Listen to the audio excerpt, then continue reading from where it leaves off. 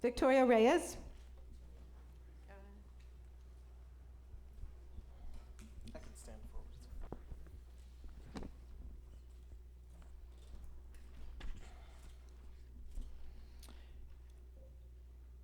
So in 1964, I was going into Harlem once or twice a week to tutor. Despite my civil rights consciousness, I was still shocked by the level of oppression that I saw. A friend's uncle died because of a lack of access to basic medical care. Some buildings didn't have heat during the winter. Police intimidated and abused people. At first, in my naivete, I was running into the Human Rights Commission every month, but I soon learned that route did not change a thing. If the experience had been only of the starkness of oppression, I might have remained a militant liberal. But I saw the other side too, the strength of black people and the vibrancy of the culture they developed in the face of those hardships. There was a much greater sense of community of the extended family, of helping each other out, of openness and expression of human feelings than anything I had experienced in Brookline or at Columbia. I don't mean to romanticize black culture. The strains from oppression were there too: violence, drugs, absent fathers. But there was a strength from their resistance and a basic humanism that really struck me.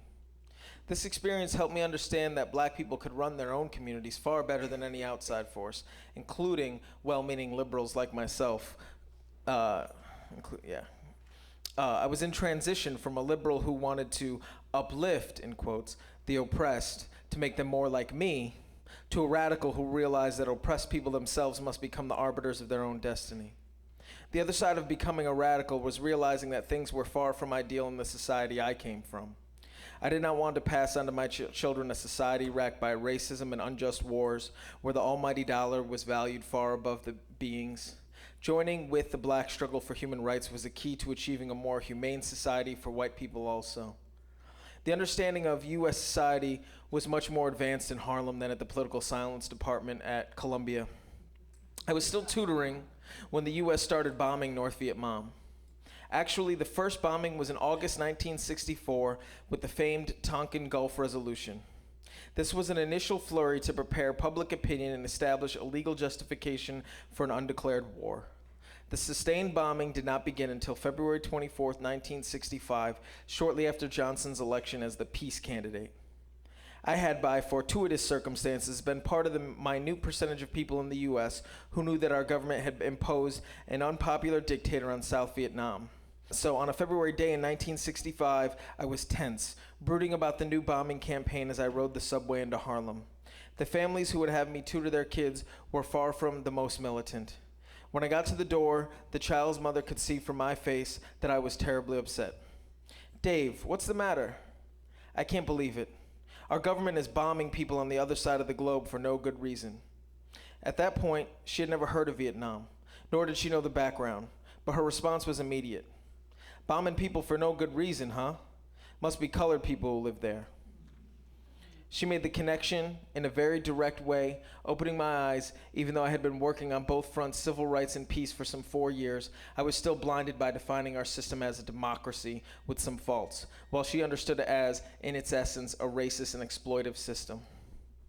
The basic connection between black liberation here and national liberation struggles throughout the Third World was developed and expressed in its most crystalline and powerful form by Malcolm X.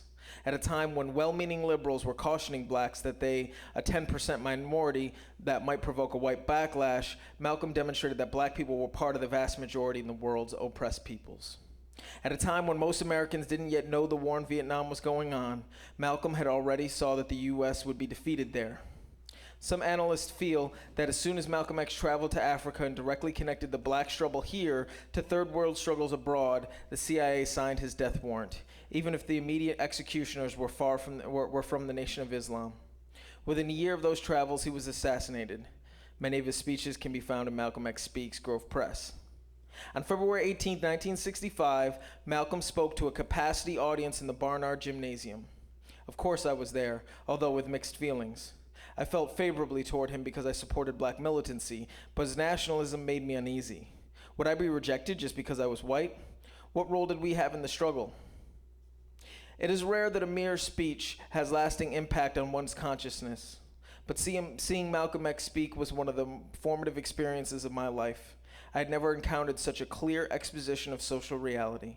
He explained that the division in the world wasn't between black and white, but rather between the oppressed, who are mostly people of color, the oppressors who are mostly white. He also put forward a positive role for whites, but not for within the black struggle. Our role was to fight the system and organize within our own communities. 3 days later, he was dead. I have 3 points I want to make. First is what David's quite clear about that David came from a middle-class family in Brookline, Massachusetts, and that his upbringing was a very privileged one. That although he was Jewish and obviously was faced anti-Semitism, that he didn't experience oppression the way people of color in this country had. And what he explains is that in order to be for liberation, for social change, you need to be able to support and work in coalition with the most oppressed people. And most of us radicals, when we read Malcolm X, had our mind blown. I had the same experience he had, except it was 25 years later when I was reading those speeches. What I think David explains for us is what does it mean to be an ally? What is the role of a white man who grew up in a privileged neighborhood with a privileged upbringing?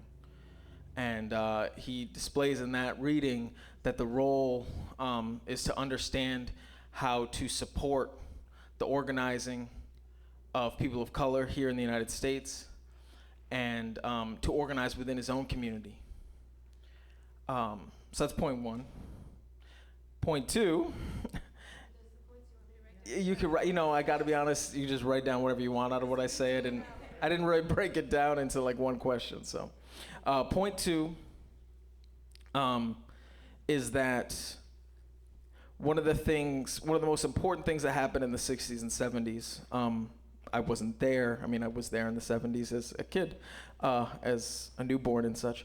And I was raised in the cocoon of this, the radical 60s and 70s. I was raised in that environment as a child. One of the most cherished aspects of the culture of resistance from that time period was the sharing of books. The passing around of The Wretched of the Earth changed so many people's lives. And of course, the passing around of Their Eyes Were Watching God, who Barbara Smith is one of the people we can thank that we have access to that book.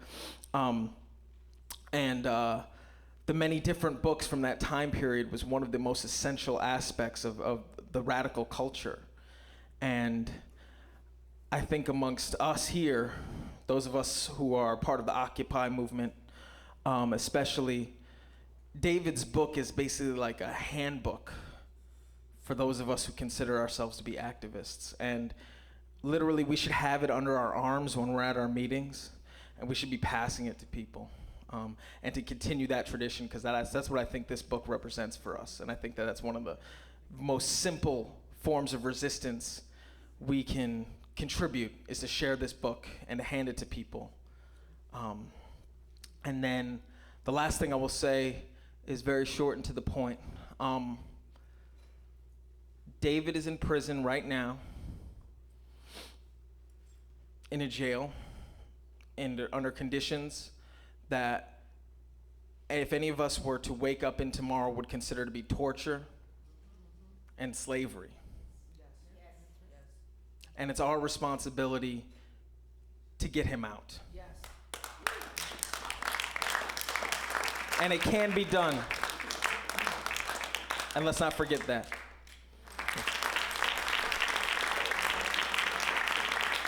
Thank you, Victoria. Thank you.